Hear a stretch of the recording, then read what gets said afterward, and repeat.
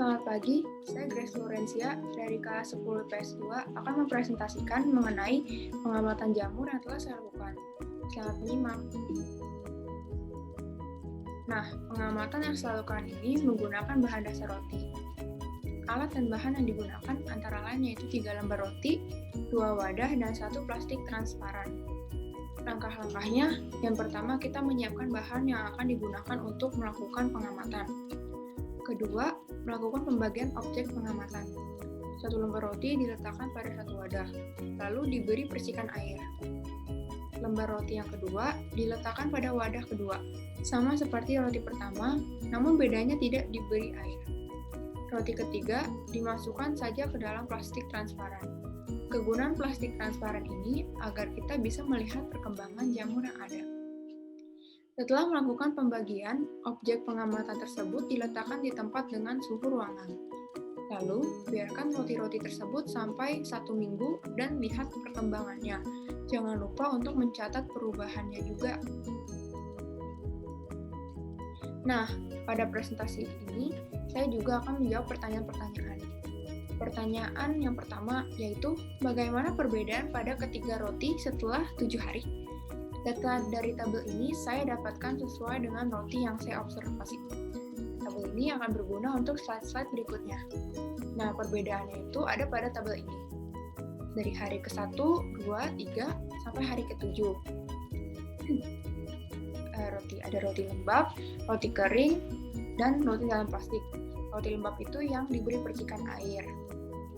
Nah, untuk roti lembab sendiri, tadi saya bedakan menjadi yang diberi percikan air itu yang saya beri stabilo warna pink wadahnya untuk membedakan.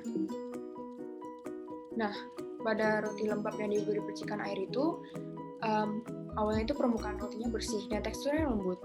Lama-kelamaan tuh teksturnya keras dan semakin keras karena air dalam roti itu lama-lama itu menguap terus jadi kering.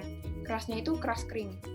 Nah, terus roti kering yang tidak diberikan percikan air gitu, itu awalnya permukaan rotinya bersih dan teksturnya lembut, lama-lama jadi keras dan keras. Tapi kerasnya itu beda sama roti lembab tadi. Kalau roti lembab tadi keras itu lebih karena kering. Roti dalam plastik awalnya permukaan roti bersih dan tekstur lembut. Lama-kelamaan tumbuh jamur. Dan jamur pada roti tersebut makin banyak. Nah, pada slide ini saya akan memperlihatkan foto-foto roti yang saya amati selama 8 hari berturut-turut. Ini ada hari ke-1 seperti ini. Ya, awalnya itu seperti tabel tadi dikatakan bahwa awalnya itu masih permukaannya itu lembut. Permukaannya bersih dan lembut. Hari kedua juga sama, hari ketiga juga sama. Nah, hari keempat ini roti pertama dan roti kedua itu yang di wadah makin mengeras gitu.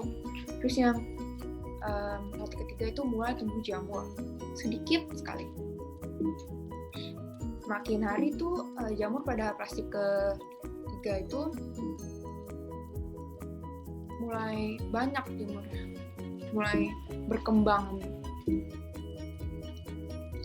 Pada roti yang dibasahi, roti kering, dan roti yang dibungkus plastik, manakah yang banyak ditumbuhi oleh jamur?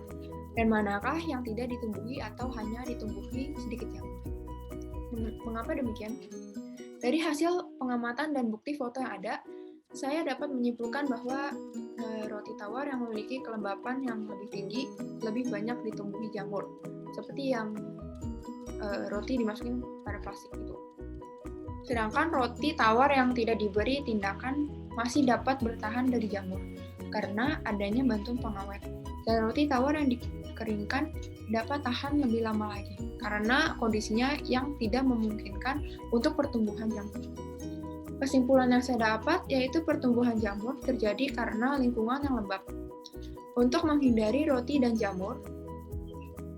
jamur, maka roti harus disimpan dalam suhu yang sejuk dan tempat yang kering.